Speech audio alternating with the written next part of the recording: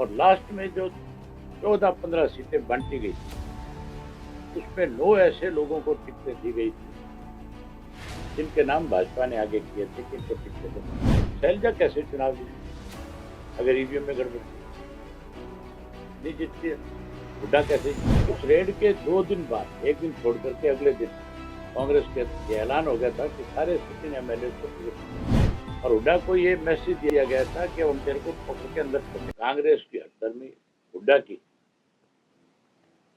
जो फैसला था, हुड्डा कभी नहीं चाहता था। मैं तो पहले भी बहुत खुल करके ये बात कहता था, आज भी कहता हूँ, हुड्डा भाजपा के साथ मिला हुआ है और हुड्डा ने ही अब की बार भाजपा को फिर से सत्ता में लाने के लिए बड़े गेम प्लानिंग करी, बड़ा गेम चेंजर रहा।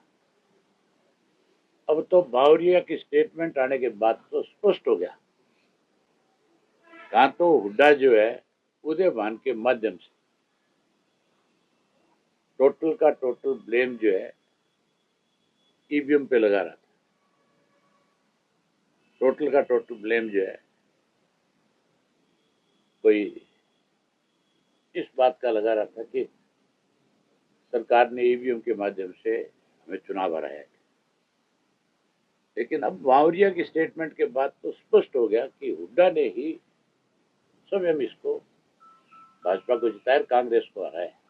लेकिन आपको ध्यान होगा हुड्डा के घर पे उस पर रेड हुई थी ईडी की, हुड्डा के करीबियों के ऊपर, और हुड्डा को ये मैसेज दिया गया था कि अब हम तेरे को पकड़ के अंदर ठोकेंगे। ये उसी दिन भाजपा के पास चला गया। उन्होंने इससे कहा कि पहले जितने सीटिंग है तुम्हारे उन सब की टिकट का फाइनल करवा, क्योंकि इसके पास टिकट का फ्री हैंड था। उस रेड के 2 दिन बाद, एक दिन छोड़ करके अगले दिन कांग्रेस के ये ऐलान हो गया था कि सारे सिटिंग एमएलए को टिकट दी जाएगी। 16 एमएलए जो इसके सिटिंग थे, 31 में से 16 आ रहे हैं। अगर वो बदले होते तो भी भाजपा सत्ता में नहीं। और लास्ट में जो 14-15 सीटें बांटी गई उसमें 9 ऐसे लोगों को टिकटें दी गई थी जिनके नाम भाजपा ने आगे किए थे कि इनको टिकटें दो। ऐसे ऐसे लोगों को टिकटें दी थी जिनको टिकट देते उनका विरोध शुरू हो गया था, क्योंकि जिसको चाहते थे लोग कि इसको कांग्रेस की टिकट मिले उसको दी नहीं, उसकी काट दी। सरदार राठौड़ को सारे लोग कहते थे इसको टिकट दे देगी, ये जीत जाएगी, उसकी काट करके वहां एक ऐसी डम्मी लड़की को टिकट दे दी जिसको हल्के में कोई नहीं जानता था। पहले दिन उसका विरोध हो गया। इसी तरह सोना की जो सीट थी उसके ऊपर ऐसे आदमी को टिकट दिया जो पहले दिन पैसे देकर के टिकट लेकर के आता है। सारे कहते हैं कि पैसों से बिकी है, जबकि टिकट उनका जितेंद्र भारद्वाज था, वो सबसे बड़ा दावेदार था। इस तरह से 9 टिकटें फिर इन्होंने अपनी काटी।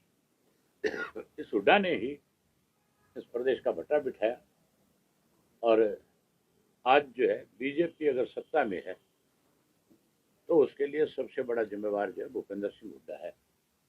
बताओ, बात ईवीएम की करते हैं, मैं भी कहता हूं कि बैलेट से चुनाव होना चाहिए। हम भी इस बात के पक्षधर हैं कि बैलेट से अगर चुनाव होता है तो और बड़ा प्रजातंत्र होगा। हो सकता है कोई ईवीएम में हो गड़बड़, लेकिन शैलजा कैसे चुनाव जीते अगर ईवीएम में गड़बड़ थी? नहीं जीतती है। हुड्डा कैसे जीता? ईवीएम में गड़बड़ होती तो मैं बाई इलेक्शन कैसे जीतता? फिर तो मुझे भी हराते। उस वक्त तो बीजेपी का मान के चलो बहुत कुछ दाव पे लगा हुआ था। उस वक्त तो भाजपा ये चाहती थी भी किसी तरीके से अभय सिंह को अगर हराएंगे तो किसान हारेगा। वो लड़ाई तो किसान के साथ। तो मैं इतना इस चीज को दोषी नहीं मानता। हाँ ठीक है, सारे देश के लोगों की एक डिमांड है कि ईवीएम की बजाय बैलेट से चुनाव हो, बैलेट से कराओ। लेकिन ये जो बहानेबाजी है इससे नहीं बच सकता। हुड्डा ये कह करके नहीं बच सकता कि ईवीएम में गड़बड़।